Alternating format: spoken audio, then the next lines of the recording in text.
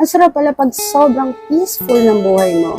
Pero magsisimula yan pag natuto ka mawalan ng pake sa mga bagay, sitwasyon, mga tao sa paligid mo na hindi naman nakakatulong sa peace of mind mo.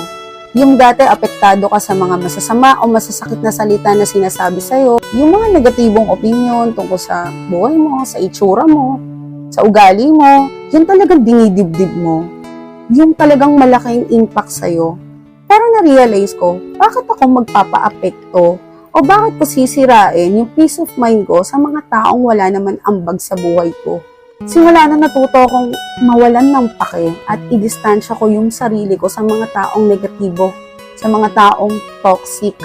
Kaya simula nun, sabi ko, bakit ko sasayangin yung energy ko, yung oras ko sa mga taong toxic na hindi naman nakakatulong sa pang-araw-araw ko. Kaya ngayon, mas nag-focus ako sa goal ko, sa mga tunay kong kaibigan, sa pamilya ko, at sa mga taong totoong nagmamahal sa akin. Masarap na